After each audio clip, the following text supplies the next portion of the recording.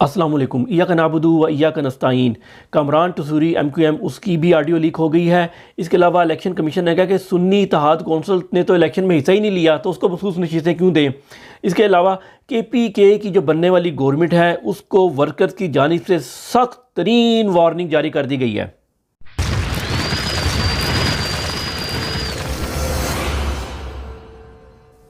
शुरू करते हैं कामरान तसूरी की जो ऑडियो लीक हुई है उसमें कोई ख़ास बात नहीं है, वही कल वाली बातें हैं कि अगर 100% हमारा मैंडेट जाली है जो MQM ने कहा, तो 200% तुम लोगों का यानी नून लीग का, पीपल पार्टी का, तुम लोगों का 200% जो है ना मैंडेट जारी है। लेकिन क्वेश्चन इसमें सबसे इंपॉर्टेंट ये है कि ये ऑडियो वीडियो ये बना कौन रहा है, लीक कौन कर रहा है। जो इनके हैंडलर हैं अगर वो लीक कर रहे हैं तो ये तो उनके ख़िलाफ़ जाती है कि हैंडलरों ने अपने ऊपर इल्ज़ाम ले लिया कि हमने जो है इनका इलेक्शन जो है 100 नहीं 200% जाली दिलवाया इनको। तो ये कौन लीक करवा रहा है जी, ये बात अब खुल गई है। और MQM ने कहा है कि जी हमने वो बंदा भी शायद ट्रेस कर लिया है जिसने ये बात लीक कर दी है। वो बेसिकली अल्ताफ़ हुसैन का वफ़ादार है। तो अल्ताफ़ हुसैन ने आखिरकार कोई पाकिस्तानी कौम के लिए थोड़ा सा अच्छा काम किया है, तो जिसकी वजह से ये आप लोगों को सुनने को मिला। पता तो हम सबको ही है, लेकिन ये ऐसा अंदर की बात पता लगने से होगा क्या। अगर आप जाएं अदालतों में जाएं वो तो इसको रिजेक्ट ही कर देंगे क्योंकि वो सारे बिकाऊ हैं, इसलिए अदालतों के ख़िलाफ़ आपको खड़ा होना बहुत ज़रूरी है। लेकिन आगे चलते हैं, हुआ क्या आज इलेक्शन कमीशन में, ये बड़ा इंपॉर्टेंट चीज़ है। इलेक्शन कमीशन ने फुल राउंड मारने की तैयारी कर लिया, अपना आइन खुद लिखना शुरू कर दिया है। उन्होंने कहा जी मखसूस नशिस्तें हम नहीं दे सकते सुन्नी इत्तेहाद कौंसिल को, क्योंकि सुन्नी इत्तेहाद कौंसिल ने तो इलेक्शन में हिस्सा ही नहीं लिया। अब हामिद रज़ा साहब जिनकी ये पार्टी है उन्होंने खुद अपनी पार्टी से नहीं वो खड़े हुए, वो इमरान खान साहब से वफ़ादारी शो करने के लिए उन्होंने अपनी पार्टी को पीछे रखा, खुद भी आज़ाद खड़े हुए जिस तरह PTI के लोग आज़ाद खड़े हुए। और डेफिनेटली PTI की उनको सपोर्ट हासिल थी, उधर PTI ने अपना बंदा और कोई खड़ा नहीं किया था। लेकिन अब इसकी वजह से इसको बहाना बना के वो कह रहे हैं कि चूँकि वो ये पार्लिमानी पार्टी नहीं है। पार्लिमानी पार्टी क्या होता है कि जो पार्टी जीत के पार्लियामेंट में आएगी वो पार्लिमानी पार्टी है, वरना इलेक्शन कमीशन में तो पता नहीं 500-600 पार्टियाँ रजिस्टर्ड हैं, तो वो पार्लिमानी पार्टी नहीं कहलाती। लेकिन आइन कहता है कि हर तकरीबन 5 नशिस्तों के ऊपर एक जो है ना उन्हें मखसूस नशीस मिलेगी जो जीतेंगी। तो भाई जिसने नहीं एक नशीस से जीती है वो भी तो आइनी पार्टी है, जिसने नहीं जीती वो भी आइनी पार्टी है। और इसके बाद बैरिस्टर गौर ने उनको कहा कि हम अगर ये पार्टी आइनी पार्टी नहीं है तो ये रजिस्टर क्यों इलेक्शन कमीशन में। तो आगे से उसने चवल मारी, कहता है कि फिर आपका मतलब है कि हम इसकी रजिस्ट्रेशन पार्टी की ख़त्म कर दें और इनकी सीटें जो हैं हम फिर बाकियों में बांट दें। ये बात वहाँ पर हुई है। एक और इम्पॉर्टेंट बात जो इलेक्शन कमीशन ने कही कि उन्होंने कहा जी 26 फरवरी को सुन्नी तहरीक ने हमें ख़त लिखा और उसमें उन्होंने कहा कि हमें मखसूस नशिस्तें नहीं चाहिए, जिसको बैरिस्टर गौर ने कहा कि ये तो मुझे मालूम नहीं है कि वो कौन सा खाता है, कैसा खाता है। लेकिन अब वो ख़त भी आ गया है और पता लग गया। उसकी आखिरी लाइन जो है वो पढ़ने वाली है, उसमें उन्होंने कहा कि सुन्नी इत्तेहाद कौंसिल चूँकि इलेक्शन में हिस्सा नहीं ले रही, कोई पूरा बंदा नहीं खड़ा कर रही, इसलिए वो लिस्ट यानी ख़वातीन के मखसूस नशिस्त की लिस्ट जो होती है, जो देनी होती है, वो लिस्ट मौजूद नहीं है, इसलिए जमा नहीं कराई गई। ये नहीं लिखा कि हमें नशिस्तें नहीं चाहिए, ये लिखा कि अभी मौजूद नहीं है इसलिए हमने जमा नहीं करा रहे। तो ये जुमला है ना, इसको भी हमारे वकीलों को सोचना चाहिए। लफ्ज़ों से वो खेलते हैं, मैं नहीं खेलता। इसके अलावा तीसरी सबसे इंपॉर्टेंट चीज़ जो मैं काफ़ी अरसे से बोल रहा हूँ, जब से ये बल्ले का निशान छीना है, मैं चीख के बता रहा हूँ आप लोगों को कि इनको उधर ही बल्ले का जब निशान लिया था काजी मुंशी फाइज साहब को, उस टाइम कहना चाहिए था कि हमारी मखसूस नशिस्तें औरतों की जो है हमें मिलेंगी कि नहीं मिलेंगी, क्योंकि उसने कहा था पार्टी एग्जिस्ट करती है, आप जाएँ इलेक्शन लड़ें। तो इनको ये चुप करके खुशी खुशी नाचते आ गए और हमें बेवकूफ़ बनाया। और बाद में अब ये पार्टी ढूंढ रहे थे सुन्नी इत्तेहाद से किसी से इत्तेहाद कर लें, उससे इत्तेहाद कर लें। इसका मतलब है इन वकीलों को पता था कि पार्टी ख़त्म हो गई है और मखसूस नशीसें नहीं मिलेंगी। लेकिन इनको ये बात इलेक्शन कमीशन में खड़े होकर सुप्रीम कोर्ट में खड़े होकर करनी चाहिए थी कि हमारी पार्टी कायम है, ये आज़ाद जीतेंगे, बल्ले के निशान के बगैर जीतेंगे, लेकिन ये पार्टी का हिस्सा होंगे और हमें औरतों की मखसूस नशीसें मिलेंगी, आप फैसले में लिखें। ये बात हुई उधर।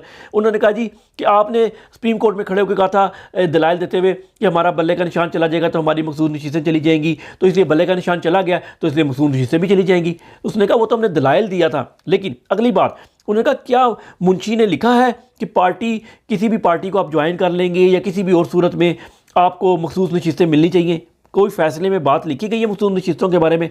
तो उन्होंने कहा जी नहीं लिखी गई। क्यों? ये डफरों ने पूछा ही नहीं है।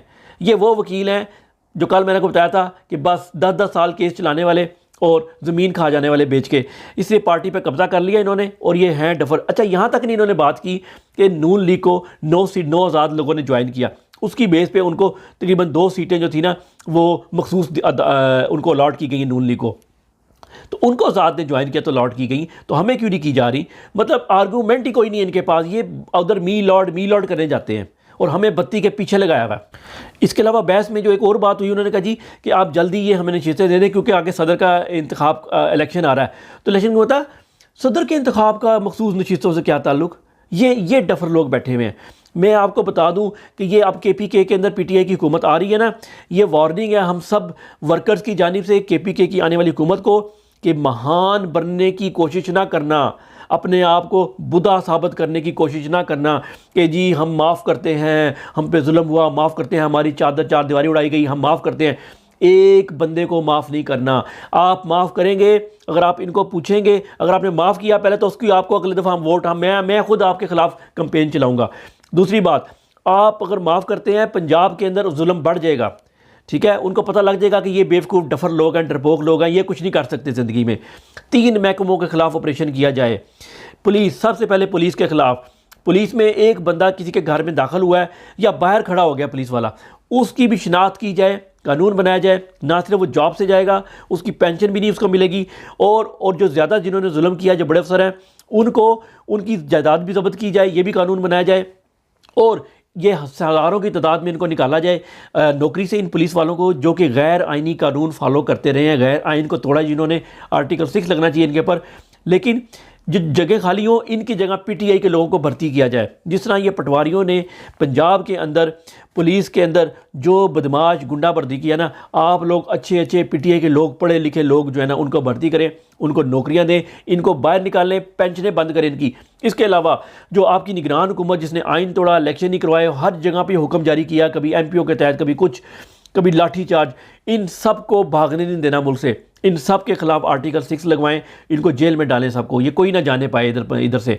इसके अलावा आपकी जो इलेक्शन कमीशन है, इलेक्शन कमीशन ने धांधली की, आप लोग के साथ मैंडेट चोरी करने की कोशिश की, इनके खिलाफ भी मुकदमात कायम किए जाए KP के अंदर, और ऐसी सख्ती से इनके खिलाफ ऑपरेशन किया जाए, किसी को नहीं बख्शना। इन सारे हैंडलर के पालतुओं को, हैंडलर को साइड पे कर दें, वो बाद में देखेंगे। आप कहते हैं ना, गेंडे को अकेला करके पकड़ करते हैं, ठीक है, भैंसे को या गेंडे को अकेला करो। इसका जो लश्कर है ना, ये कुत्तों का आगे पीछे, ये सारे पकड़ के जेल में डालो, इन सबको बांधो, नौकरियों से फारग करो, इबरत का निशान बना दो क़यामत के दिन तक कि कोई आइन ना तोड़े। और अगर किसी को लग रहा है कि हम बड़े जी, हम भी वही काम कर रहे हैं जो उन्होंने किया था, नहीं, हम किसी की बहनों की नंगी वीडियो बनाकर लीक नहीं करने की बात कर रहे, हम किसी की औरतों को उठाने की बात नहीं कर रहे। यही रहम है, इससे ज़्यादा रहम नहीं हो सकता। सिर्फ इंसाफ करने के लिए अल्लाह ताला ने हमें दुनिया में भेजा है।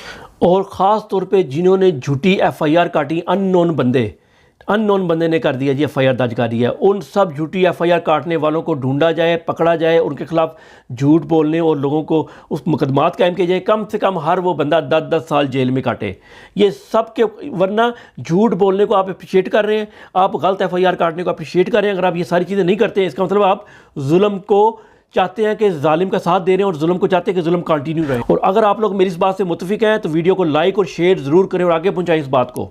अस्सलाम वालेकुम।